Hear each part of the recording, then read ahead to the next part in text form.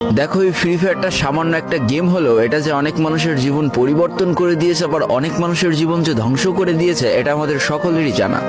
তবে সামান্য এই গেমটা যে গোটা একটা পরিবারকে আবার নতুন করে জীবন দান করবে, এটা আসলে সকলের অজানা ছিল।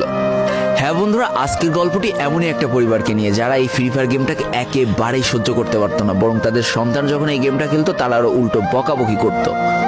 আর ভাগ্যের কি অপূর্ব লীলা খেলা, তখন সেই গেমটা আজকে গোটা পরিবারটাকে বাঁচিয়ে রেখেছে। আর এখন তার বাবা মাও উৎসাহ দেয় তাদের সন্তানকে যে ফ্রি ফায়ার খেলো। এজন্যই চলো জেনে আসি আসলে কি এমন ঘটেছিল ওই পরিবারটার সাথে। তো বেশি ব্যাকপ্যাক না করে ছোট্ট একটা ইন্ট্রো দিয়ে আজকের ভিডিও শুরু করা যায়। তো আজকের গল্পটা শুরু হতে চলেছে ছোট্ট একটা গ্রামের ছোট্ট একটা পরিবারকে নিয়ে।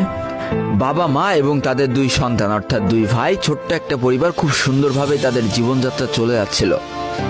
বড় ভাই একটা কোম্পানিতে লেবারের চাকরি করে, বাবা কৃষি কাজ করে, আর তাদের ছোট সন্তান অর্থাৎ ছোট ছেলে কিন্তু ক্লাস 8-এ পড়াশোনা করে। দারিদ্রতার বেড়াজালে আটকে পড়া পরিবারকে সাপোর্ট দেওয়ার জন্য তাদের বড় ভাইকে খুব অল্প বয়সে কাজে চলে যেতে হয়েছে।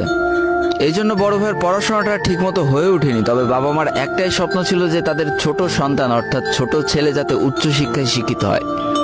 এই জন্য বাবা কৃষিকাজ করলেও